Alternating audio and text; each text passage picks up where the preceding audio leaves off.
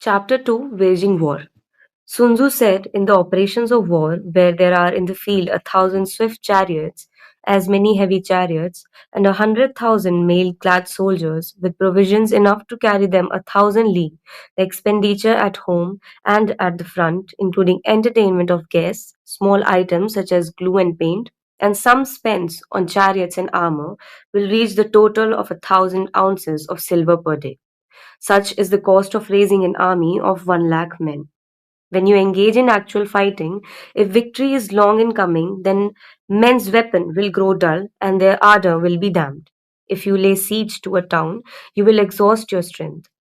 Again, if the campaign is protracted, the resources of the state will not be equal to the strain.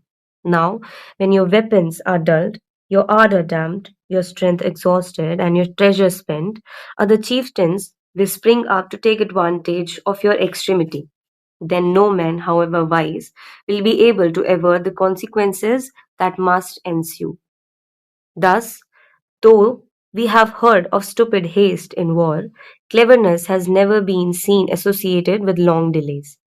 There is no instance of a country having benefited from prolonged warfare.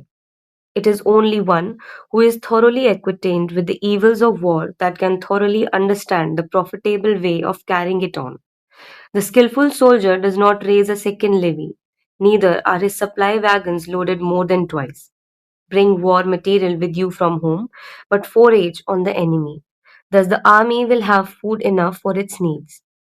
Poverty of the state exchequer causes an army to be maintained by contributions from a distance.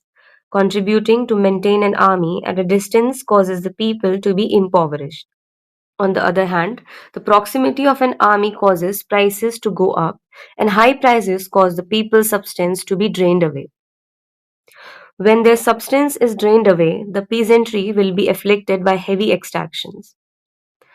With this loss of substance and exhaustion of strength, the homes of people will be stripped bare, and 3/10 of their incomes will be dissipated.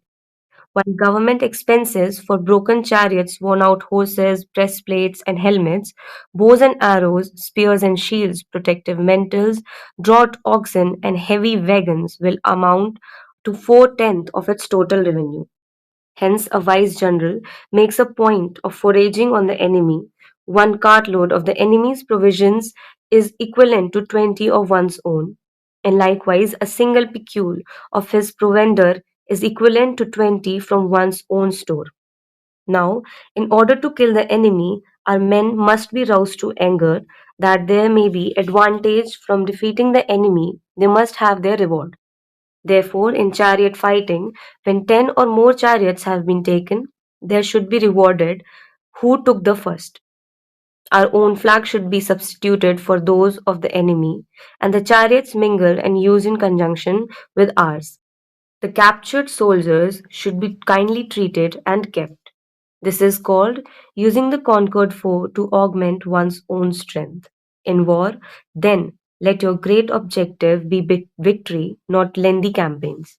Thus, it may be known that the leader of armies is the arbiter of the people's fate, the man on whom it depends whether the nation shall be in peace or in peril.